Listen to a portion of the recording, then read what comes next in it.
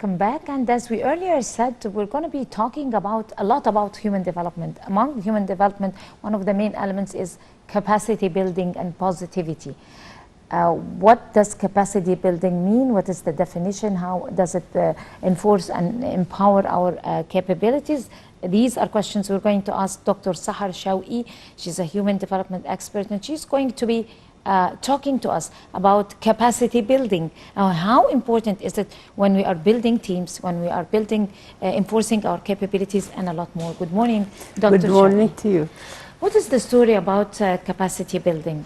Okay, the story of the capacity building is a very interesting story because it reflects building human capital. When we speak about capacity building, we speak about building teams, building resources, building processes, building everything that adds positivity around yourself, at work, at home, everywhere you go. So for me to be a person or a human being who has human capabilities, people need to build my capacity. And there are lots of techniques that we are going to explore in order for us to be a strong build teams. Yeah.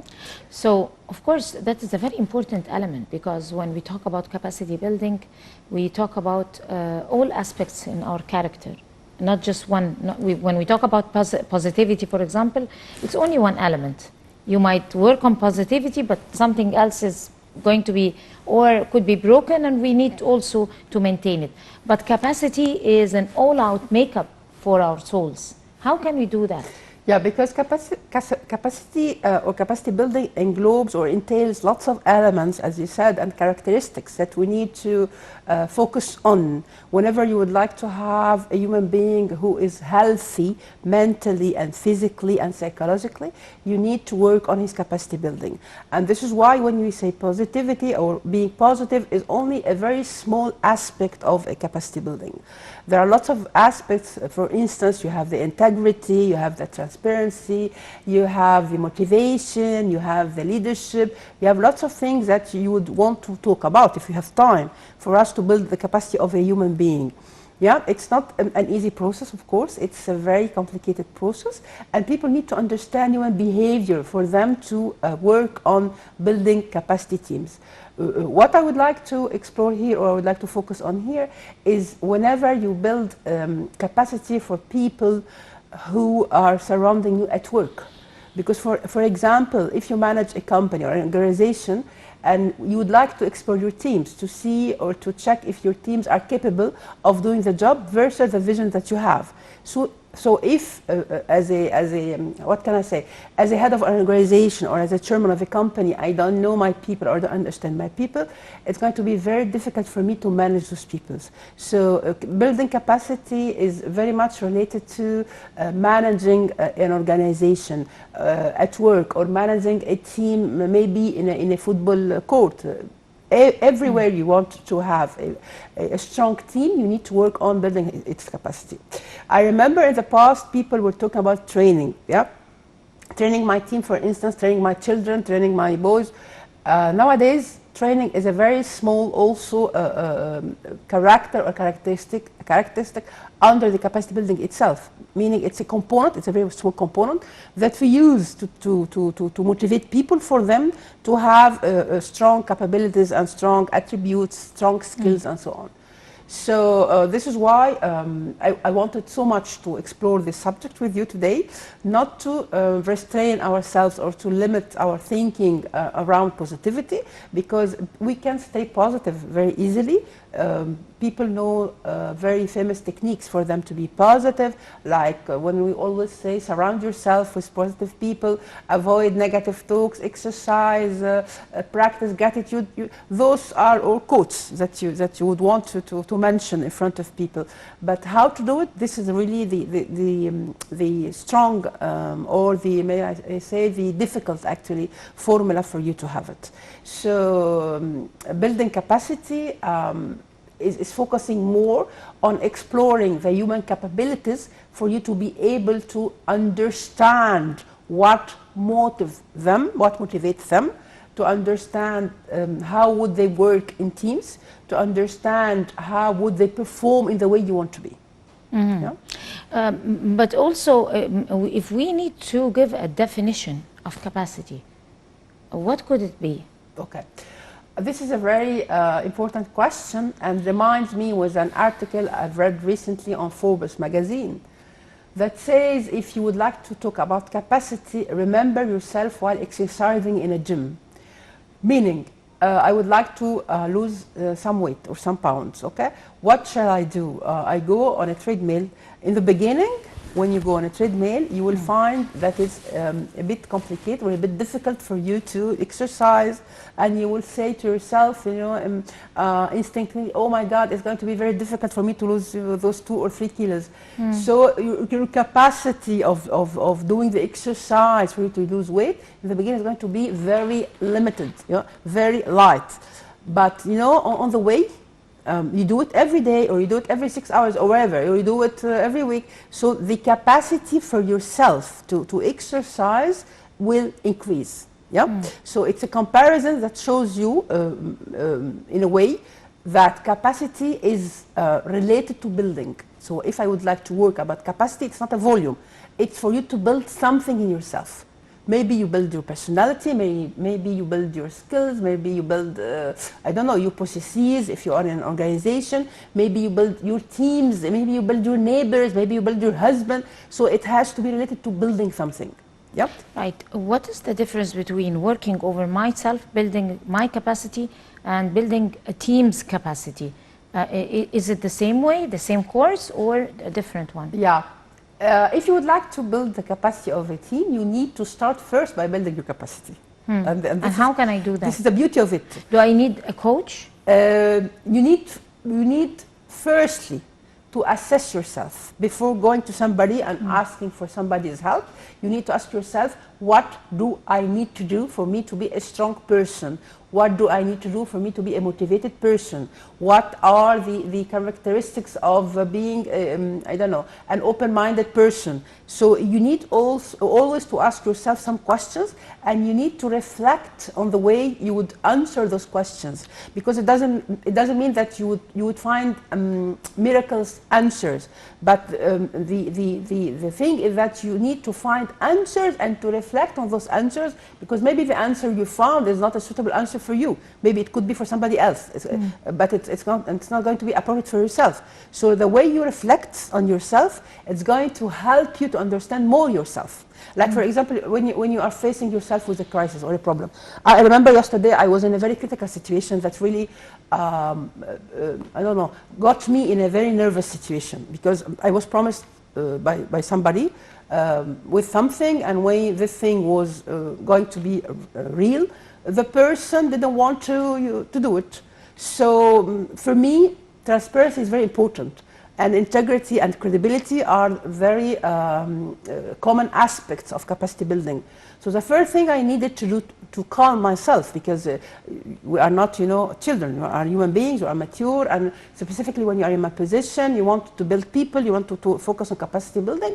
In the beginning, when I went back home with my boys, I was, you know, like in a bad mood. I don't want to say shitty mood, but I was in a bad mood. You were frustrated. Frustrated. Disappointed in that by person. the behavior, you know, because I was expecting a certain behavior of somebody that I respect a lot. And the situation itself was a very minor situation, and the impact of it was not that strong, because I sent him an email clarifying something, and he got mad because of the email, and the email was you know what, was very was good intentions for me to clarify a question to him, something that he would not I don't know, he would not see because he was very busy. So I wanted to clarify something, so I put an attachment to this email for him to get a hint, or for him to be able to, not to understand, because he's a very respectful man. I wanted him only to see that what I show him is something that is really existing and does not have, you know, other hidden aspects that he may not be aware of. So his office manager told me that he's very mad because of this email. And when I read back the email, I said, what is mad in this email, or what are the elements that really put him in this mad situation? And then I started to reflect, actually. I said to myself, in the beginning I was mad myself, and then I started to reflect for me to understand why he was mad. Yeah, and this is a part of the capacity building itself that I do to myself. So I said, I try to find answers and to reflect on this answer. So I said, this man is traveling, so he's under stress. Traveling, yeah. This man is having, like, you know, a certain situation in his family. So maybe this really was surrounding his way of thinking. This man is a kind man, but he has a lot on his shoulders, so he may want to release, you know, these things for him to be able to not to understand, because he's a very wise man and intelligent man. But I mean, for him to see the way I see it, because we definitely don't share the same vision. He has a vision, I have a different vision. And I found out that I had a mistake. And what was that mistake? Is that my vision was not his. Yeah?